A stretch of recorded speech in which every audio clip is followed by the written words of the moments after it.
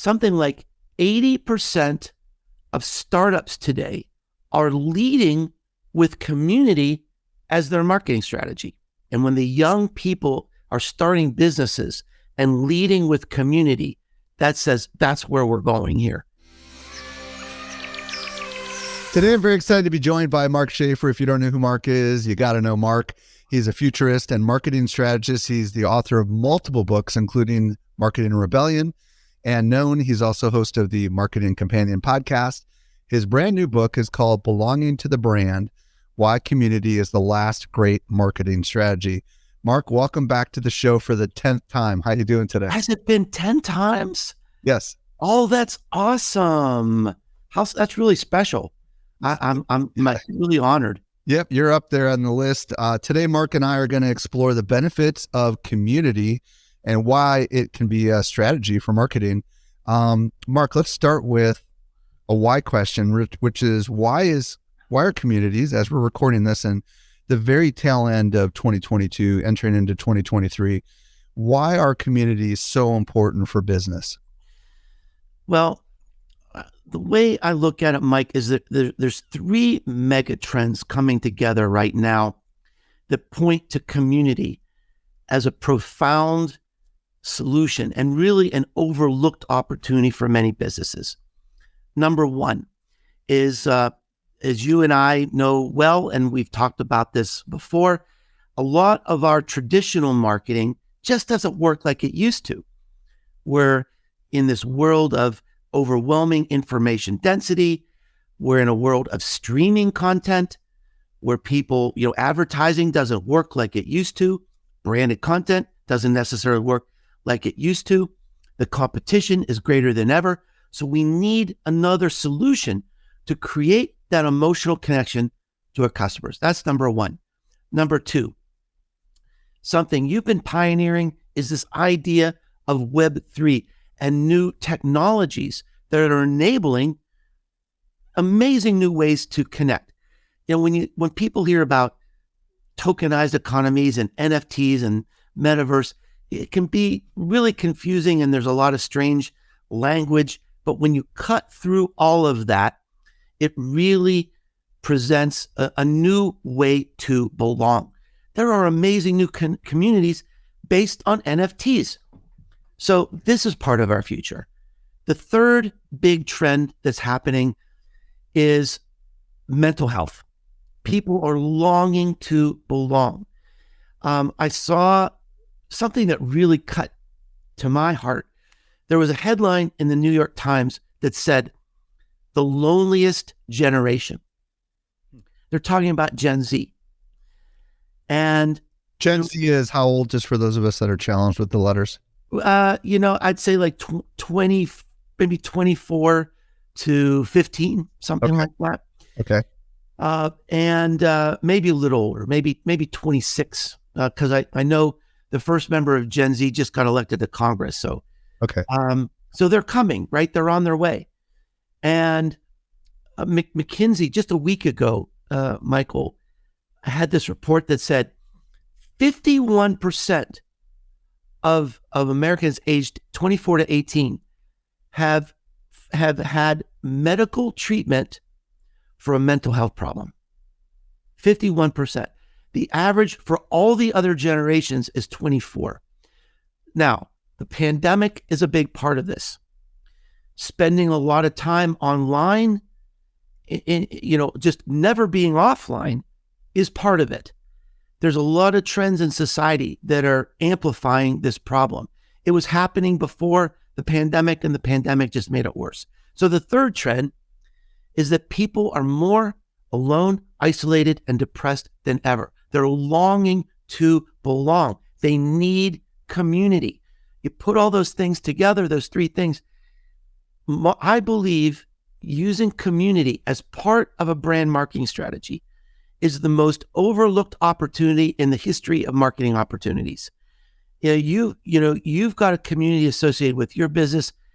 You're like the poster child for this. You can see the brand benefits it brings you, but most businesses are not approaching it that way.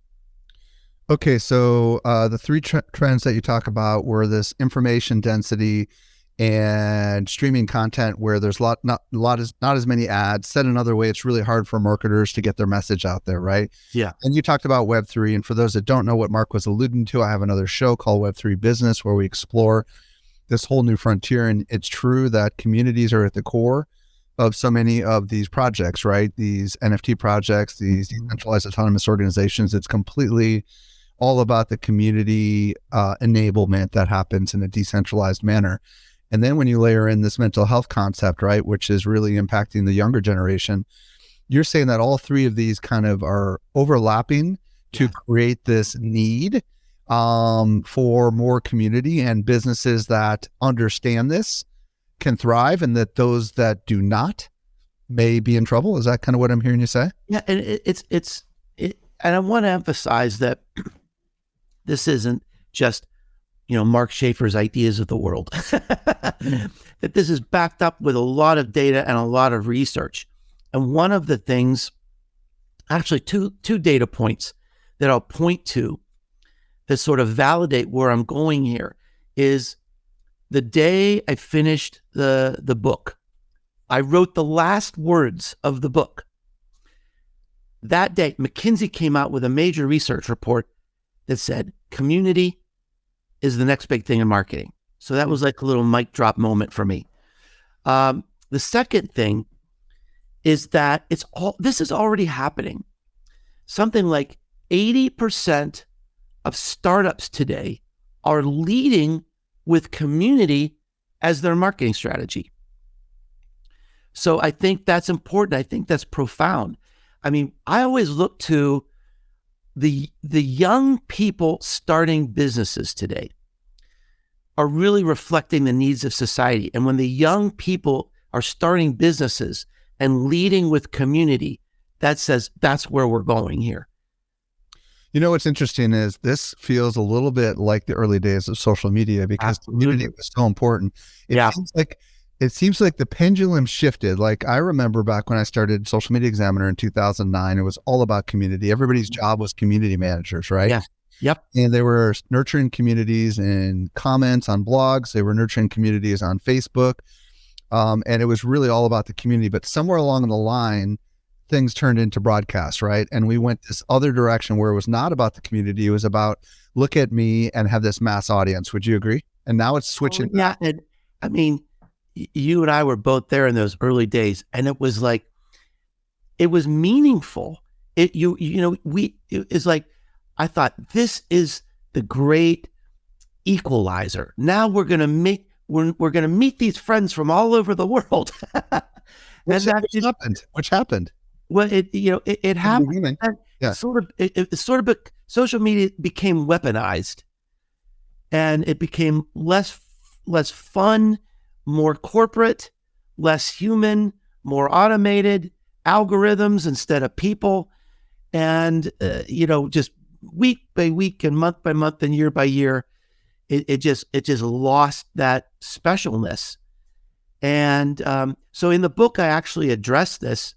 I connect the dots between social media, content and an audience, and community. And I want to emphasize, I mean, social media is still important. Even though it doesn't have that, in many places at least, it doesn't have that same community feel. It still gives us that opportunity to connect with people we never could have met before. I mean, I just got off a call before I'm having this discussion with you with a guy from India. I never would have known this guy if it hadn't been through social media. So that's important. But normally, those social media connections are weak relational links. We're posting content. We don't really know who sees it. We don't really know if it creates any action. And the next step really is content and an audience.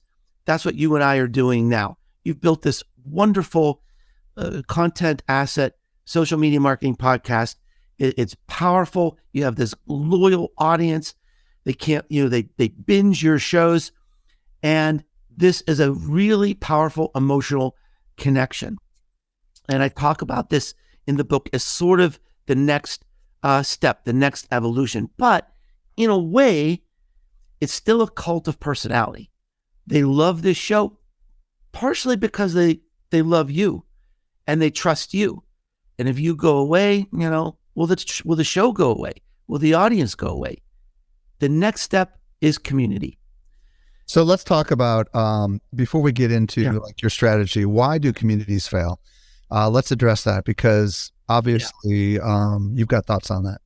Well, there's one big reason, and that's because a company's purpose for the community is not aligned with a customer's purpose for the community. 70% of communities fail and the main reason is because they're trying to sell stuff.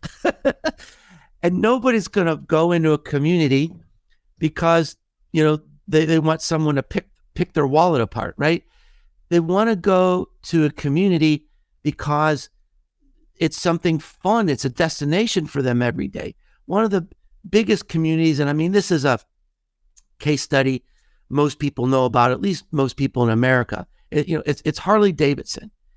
And Harley Davidson has this big, hundreds of thousands of people in this community called HOG, Harley Owners Group. And they ride together. They have festivals, and 700,000 of them go to Sturgis, South Dakota every year. Now, the purpose of Harley Davidson, this is their stated community purpose: to help people fulfill their dreams through the motorcycle lifestyle. It's not to sell more. It's not to make a quarterly profit. It's to fulfill their dreams. It's a nice way of saying, we're Harley Davidson. We want to help you be a badass, because it's all about leather and powerful, the sound of the motorcycle. Yeah. And everything they do, from the top of the company to the bottom of the company, it is about that purpose. It's about the customer's purpose. We want to be a badass. We're going to help you do it. Now, they're selling transportation, just like your car dealership down the street. Can you imagine Harley Davidson saying, it's a President's Day sale, we're going crazy, $2,000 off today? No, they would never do that, even though they're in kind of the same business. Right. Because they have a community. And Mike, when you have that community, you don't have to have crazy sales. You don't need SEO, right? People are in this community because they believe in this purpose, because they believe in you. One of our mutual friends we talked about before the show, Matthew Sweezy, he told me he only buys Patagonia because he belongs to this community, because he believes in their mission, their purpose of responsible stewardship of the earth so much. When you have that emotion, when you belong to the brand like that, your marketing is over. And that's why community is so powerful. Marketing as we traditionally think of it. Yeah, that's great. I love this. So marketers who are listening to this show, if you're thinking, oh, let's build a community so we can sell more stuff. Well, that's true that you could sell more stuff, but it's not like the main motive. You don't build a community and then just sell to them, right? And Right. We're going to break down this a little bit, and you might have hinted at some of it. As far as your strategy goes, you've got this continuum. Why don't you explain what that is? Yeah. Well, we start talking about what's the purpose, the foundational purpose of brand marketing is to create this emotional connection between what you do and your fans, your customers, your audience. Now, the example probably everybody can understand is like Coca-Cola. Coca-Cola is brown sugar water, but that's not what you think of when you think of Coca-Cola. There's another emotion. It could be polar bears. It could be Santa Claus. It could be happiness. Now, how have they done that? They've spent millions and millions of dollars over decades on advertising, but that's going away. We just don't see ads like we used to because of the streaming economy. We've got to create that emotion another way. Social media plays some part. Content, having people subscribe to your content, plays a bigger part. The biggest part of all is community, because that's where not only do people build a sustainable relationship with you, they build a relationship with each other. The friendships, the love, the support that happens in community, that emotion, the research shows that psychology extends to the brand. It's extraordinary and so powerful. It almost suggests, Mike, that when you create a brand community, the most important thing isn't the relationship with you. It's creating relationships with with creating new friendships. That's what's going to keep them there. And if they stay there, that adds a layer of switching costs for your brand. Because to leave your brand means leaving your community and leaving all those people. It's really, it turns marketing, management, and leadership sort of on its head about what the purpose of what creates success in a community rather than the way we've thought about things in the past. So Mark calls this concept the emotional continuum, right? Which is social media content and community. Yeah. Now, there are some people listening that are like me. I'm very analytical. I'm somewhat creative. I know how to write. I'm a good copywriter. And there are other people that are more like some of the other people on my team, like Phil Mershon, my director of events, who are very relational, very emotionally focused about creating great experiences.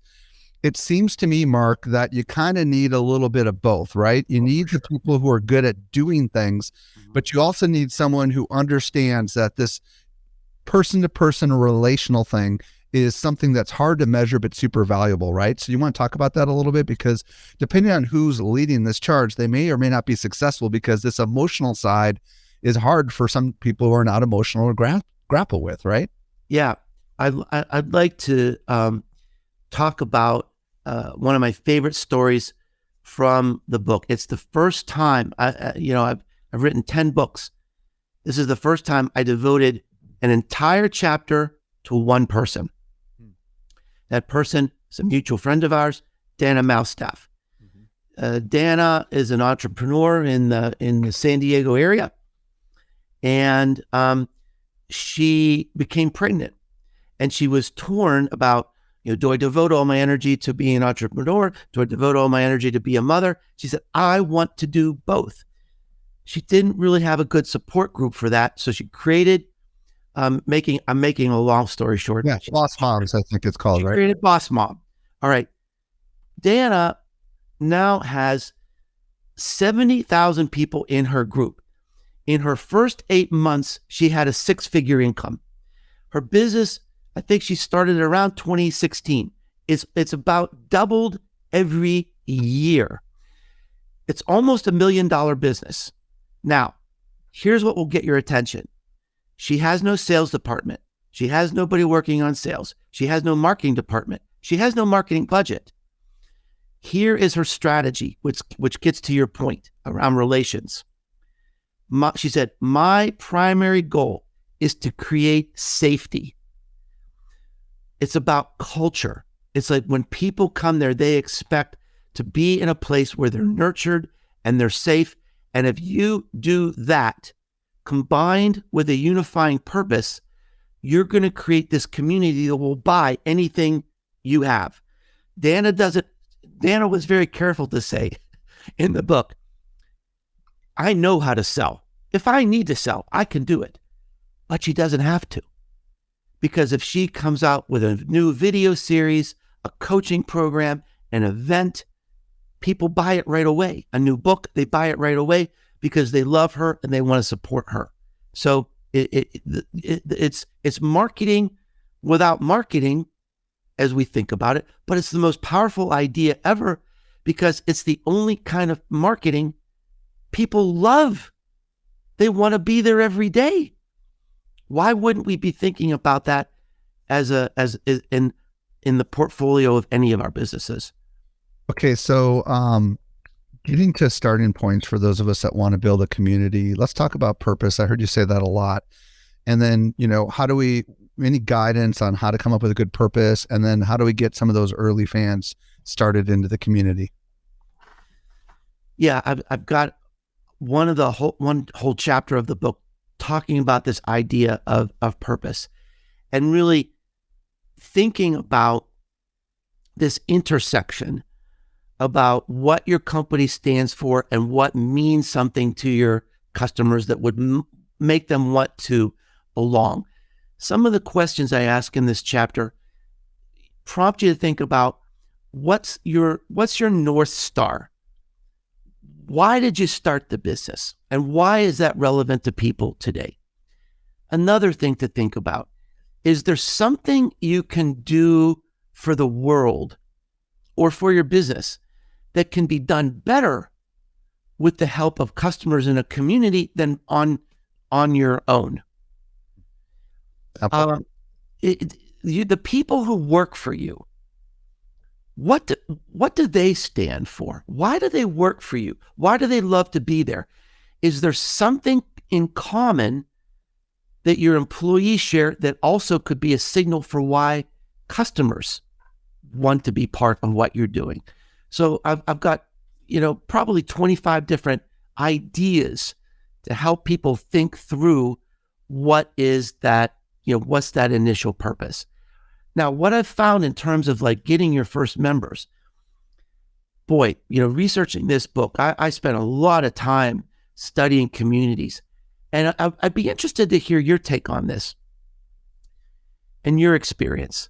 Almost every community started with people who were already kind of there. So for you started publishing content, and maybe it was people who were your early subscribers, early podcast listeners, maybe friends who supported what you were doing and were interested. Almost every community just started with 5 or 10 people that were kind of already there. They already shared your passion and your idea. And then it's just a matter of fanning the flames. Let's codify this. Let's get together in a community. And those early... Let me share a little bit about what we did in the early... Yeah, I'd love to hear it. Let's take, for example, social media marketing world, right? Which we're coming up on our 10th anniversary and you're going to be speaking there. We've always recruited volunteers. And in the beginning, the very first year, the volunteers were friends and family. But in the second year, they were customers who had attended the prior year, but couldn't afford to come back. So we asked them to volunteer. And then we built this culture of volunteers, and people absolutely loved volunteering. And sometimes we would have hundreds of what we call white shirts, which were volunteers. Some of them were customers inside of our social media marketing society. Other ones were just those who have attended. And then we got to the point where it became kind of a big deal if you got chosen to be a volunteer, and even in the very beginning, when I started Social Media Examiner, I needed a director of editorial, and Cindy King, who has passed away since, but she was in the community. She was a consumer of the content. She raised her hand and said, I'll do it for free. And then eventually I hired her full time, right? And I know, Mark, this is probably how it's worked for you as well, right? Like you're creating content to draw an audience to you. And all you have to do sometimes is say, hey, I'm looking for some people to help out. Maybe it's moderating. Exactly it. Discord, right? Is that exactly it? Yep. Right? Yeah. In my community, it's just people who followed me on social media, who read my books, and now they're running the community. Right. We're doing experiments. We're actually, my community is like, we're writing a book together. People in the community, they're writing, they're editing, they're doing the cover, they're doing the promotion. I'm just sort of, kind of like helping. So for those that don't have a community with content, you can also do it with customers. Oh, absolutely. For example, when we started the Social Media Marketing Society, everybody was paying to be in there. And we asked some of our customers if they wanted to be moderators inside of our group, which was their job was mostly just to answer questions and keep the dialogue going. And we rewarded them with special perks and stuff like that. But they were actual customers who just wanted to have a slightly elevated exposure inside of this group. And they happily volunteered. Well, and I want to build on this comment because it's a very keen insight, what you were doing with perks, rewards, right, acknowledgement. It's special to become a volunteer. What you're doing, Mike, is bestowing status. Okay. And this, so you talked about strategy. We talked about purpose. One of the things I learned as I was researching this book is the critical importance of status. Status really drives the community. People want to show up every day in the hope of being acknowledged, in the hope of being present and making a new friend. What I've learned, and I don't know, I'd be interested to know if you've actually thought about this as part of your strategy. But for me, the two most important parts of nurturing a community is making sure it's, just like Dana said, it's a safe culture. Number two, bestowing status and acknowledging people, rewarding people. That's what keeps the community going. So, you mentioned that sort of offhand. Well, and I will tell you, we did employ game theory in the very beginning when we launched the Social Media Marketing Society, where we were using a rewards plugin, because back in the day we were building it inside of BB Press or something like that. I can't remember what the technology was, but it allowed you to earn points, and there was a leaderboard. So the points were earned by commenting on other people's stuff, by making friend requests. And the more points you got, you would get up on the leaderboard. And the leaderboard was literally right there on the website, and people were active, super active, because they wanted to be on that leaderboard, right? And this is exactly what now has worked into social media. People want to have lots of shares and likes. There's something to that, isn't there? Yeah. And we give people inside my own community chances to amplify other people's content. But what I find as sort of I don't consider myself the leader of the community, but I'm kind of the Papa Bear. And I pay attention to what people are doing. And it might just be a little emoji with applause or something like that. But I want people to know that I care, I'm paying attention, that they're acknowledged, that they're valuable, that they're worthy. And I think that's a big part of why people are there in the first place. Okay, so we've talked about some fun little strategies and techniques to kind of get started. Let's just talk about how to cultivate and grow that community, in particular, growing it, right? Because obviously a community is only as good as the people who feel like there's others like them inside of it, right? Inside of their interacting inside of it, right? So what can we do to kind of make the community essentially more vibrant and ultimately grow it to a point where everybody who's in there feels like they can connect with someone who's like them? It's interesting. It really goes back to basic social media strategy. And, the most powerful thing you can do on social media is not tell your story, but have someone else tell your story, right? If you get people sharing your content, that's gold.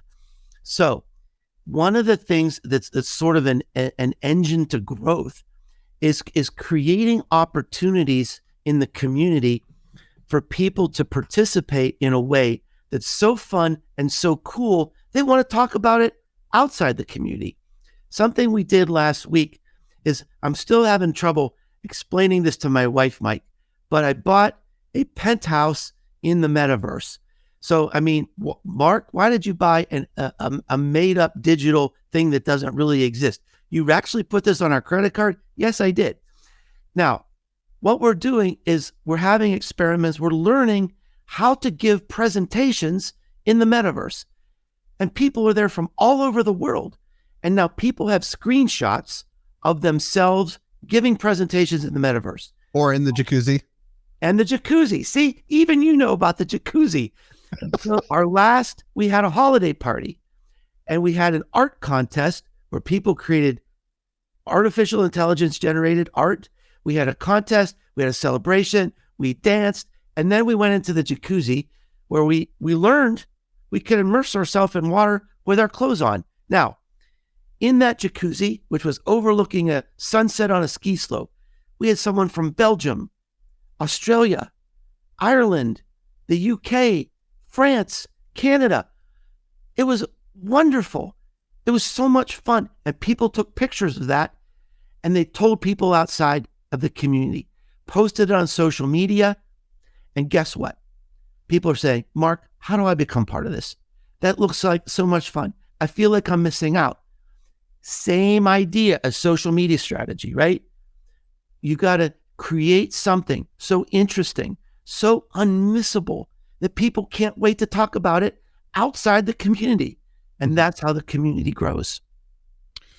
Let's first of all, I love that. Let's talk about when we were prepping for this interview. You mentioned mindset and social contract. I don't know if that spurs anything that we should talk about. Well, there's I think a really important part of the book that talks about why marketing strategy in a community sort of flips what we learned in college upside down in terms of your mindset about giving up control, even like thinking about measurement in a different way. And one of the big changes is when marketing is ephemeral. You see a tweet or you don't. You see an ad or you don't. When the budget runs out, you stop your program, you start something else. A community, there's an understanding that this isn't going to go away. It's like a social contract. We don't really think about marketing like that, but you're creating something where you're building this community, you're building this bond, and those people are not, they're not going to want to make it, they don't want it to go away. There's a story in the book, and this is what sort of like triggered the idea in me. This guy was lamenting about the decline of Google Plus. He said, this company, these were my friends. This was my community. When they pulled the plug on Google Plus, that was evil. How will I ever trust them? They broke the social contract. I thought, oh my gosh, that's a really powerful concept. It's not marketing, it's a social contract. Are you ready to think about your community that way? Because your customers are going to think about it that way. It's a new mindset. It's interesting. And those of us that hang out in the world of Web3 are beginning to understand this a lot, because you have people that are launching NFT projects and they figure they can just launch it and be done with it. Yeah. But no, those people that purchased that NFT, which usually gives them access to a community, they have high expectations that it's going to be forever. Mm-hmm. And this is the future, right? This is one of these mega trends, is that people expect there's going to be something there, especially if they're paying for it. But even if they're not paying for it, I come back to like, all right, there's a million communities out there, Mark. You've got Facebook groups, you've got Telegram groups, you've got Discord groups. I mean, you name your favorite technological platform, right? They're all out there. But the key to, I think, the group is either to have enough people that are vibrant, interact. I mean, there's two angles, right? Do we grow the group, or do we just grow the interactions inside the group? Like, let's talk about that a little bit. Like, is it more important to have a massive group, or is it more important to have a smaller group that is super activated? What's your thoughts on this? Yeah, I don't know. It could be both. And what's coming to mind here for me is perhaps the largest brand community in the world, I think, might be Sephora. It's the cosmetic and skincare brand. They have a community with 6 million members. I went on there to kind of see what they're doing and learn about what they're doing. There were 110,000 active people at one time in this community. Now, here's the interesting part. This is a massive community. They're spending like $1 billion a year as a brand on this marketing strategy, this amazing community. The person who runs this community, she said, we've kind of given up trying to attribute how much sales we're getting. Here's our main goal: engagement. Now, in the social media context, that's important, but in a way, it's like a vanity metric. You can go broke with engagement. You can engage so much that you're not doing anything else. Well, and the only reason people really want engagement is because the algorithms reward engagement. Let's be honest, right? And that's what you're trying to drive. Right. And in her, walled community, she said, if we have engagement, that shows people are interested. The things we're doing in the community are relevant.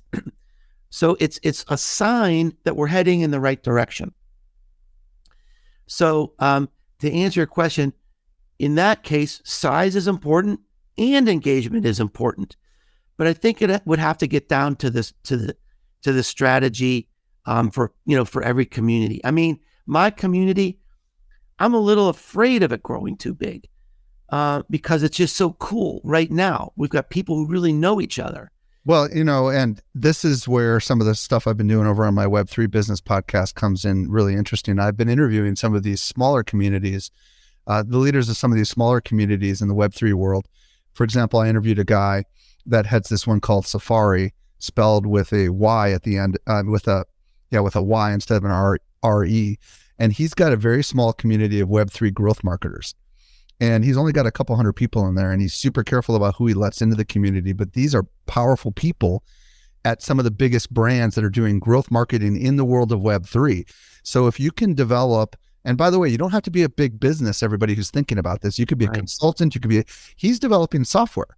So, but he's bringing all these growth marketers from these Web3 people together. And every week he's having live audio rooms inside of Discord. They have their own live audio technology. And the people in the community get recruited to be up there and to be interviewed every week. And they're sharing live in there, and it's not recorded. So if you miss it, you miss it, right? And they show up every week to kind of learn from each other in this special gated community. Now, that could be very powerful depending on what kind of niche you're in, right?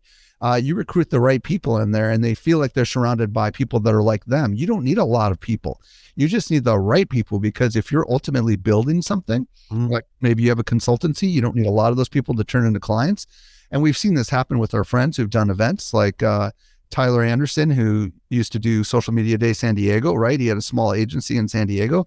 He didn't have thousands of people at his event, but he had the right people at his event, including a lot of the local businesses that he ultimately ended up helping with their social marketing. What's your thoughts on that? Yeah, I think that's a fantastic example. I also want to build on your idea about you don't have to be a big business. I mean, one of the things I try to do in this book is create new case studies for everybody. There's something for everybody. There's B2B, B2C, nonprofit, small businesses, solo entrepreneurs that have built communities. And it's like you said, there's a guy in Tampa that has built a community with 30 people that have become just this passionate group of friends that drove $14 million worth of new business for his company. I think that's about the smallest community I feature in the book. So you're exactly right. It kind of gets to your purpose. Like my purpose in my community is to learn about the future of marketing. Do I need 1 million people to do that? No. So it's going to be a learning process for me about, what is the right size. And I love the example about your friend in San Diego. It just has to be the right people to help your dreams come true. Okay, so as far as nurturing this community, we talked about status already. Let's talk a little bit about culture. If there is a cultural side of this, how can we establish standards and expectations and anything else that we can do to kind of like build that community to be a really vibrant community, regardless of the size? Yeah, I think there's 3 things. Is that number one, every person that comes in the community, they have to read the rules. And the number 1 rule in my group is treat people in this group like you would treat your mother. And there's 0 tolerance for anything other than that. Now, the second item is that I enforce that. There was a situation in my group where someone was very disrespectful to someone else in the community. I deleted the comment. I addressed the person directly and said, that's just not the way it's going to be. And the person appreciated it and we moved on. The third thing is to be open. And this is another issue around mindset, that you've got these enthusiastic people who want to be there. They're going to move things in another direction. You've got to be open to that. You've got to allow that to happen as long as it stays in the boundaries of the rules. So, right now, my community is going in unexpected ways, but it's cool. People are creating, they're collaborating, they're doing new things together, they're partnering. They're creating new business ideas together. That's awesome. So it can't be like my mandate of this is what it's going to be. You've got to allow that flexibility as long as it stays within the boundaries of the culture and the behavior. You got to kind of let things flow. And, if you're a controlling kind of personality, that's kind of weird. Yeah, because, and by the way, again, another nod to Web3. I'm part of Kevin Rose's Proof community and Moonbirds and all these other great things he's doing. And they decided to do something really interesting. They decided to open license the Moonbirds graphics for anything. But the Moonbird name is copyrighted. So that's scary. What they did, though, was they allowed people to go out and design tequila brands and put their Moonbird on it, and anybody can do it. So what it did was it shockingly opened up this vibrant creativity inside the community where everybody was out there doing stuff that was ultimately benefiting the community because they were embracing, they were essentially evangelizing by doing this, the bigger brand. Now, I know this is not going to fly for big business because they've got attorneys and there's no chance those IP rights are going to get released. But I do think there's lessons we can learn from this, which is allowing people in the community to have a little bit more leeway with their ability to do stuff together under the umbrella of the community, right? Thoughts on that? This is one of the best things that's happened to me this year. One of my proudest moments. One of the things we're doing in our community is we're co-creating a new book. And it's a Web3 based book. And people are putting in their money, and we're going to share in profits. And here was an amazing moment. So, my heart in this, what I love, Michael, is I know so many people who have a dream of writing a book. But, look, they've got a job and they've got a family and they're taking care of a sick mom and they can't write a book. But you know what? They could write a chapter, and together we could learn how to write a book. One of the people who wrote a chapter for this new book said, now that I'm learning how to do this, I'm going to turn my chapter into a whole book. And it's like, oh my gosh, this is great. This is just great. We're seeing this power, this creativity just explode in this community. We've unleashed this person. It could do so much for her personal brand, her business, her family. And it started in this little seed of an idea. Someone in the community said, we have so many smart people here. We should write a book together. And now it's like a pebble in the pond. The ripples are going out, affecting the world, affecting individuals in so many cool ways. Belonging to the Brand, Why Community is the Last Great Marketing Strategy is the title of your brand new book. I would imagine, do you have an audiobook coming out as well? Audio, Kindle, paperback, and hardback. Mark, if people want to connect with you on the socials, which platform is the best one to get you on? And then also if they want to check out your website or your podcast, where do you want to send them? You can find all my socials on businessesgrow.com. You can also find my blog, my podcast there, all my books. Businessesgrow.com. Businessesgrow.com. Okay. And you can find everything about me there. And I really love LinkedIn these days. I'm having great conversations there. I follow everybody back. I just figure it's an honor that somebody would want to connect with me, and I connect with them. Unless they spam me, then I don't. Well, and for those listening, Schaefer is spelled Schaefer. Yep. Mark Schaefer, thank you so much for coming on the show and sharing your wisdom and insights on your brand new book. Congratulations on, what is this, your 10th book? Wow, 10th time on the show and 10th book. How cool is that? Yeah, well, thank you. It's always an honor, and thank you for the care and preparation you put into these shows. It means a lot, and it shows in the quality of your content. So congratulations and thank you.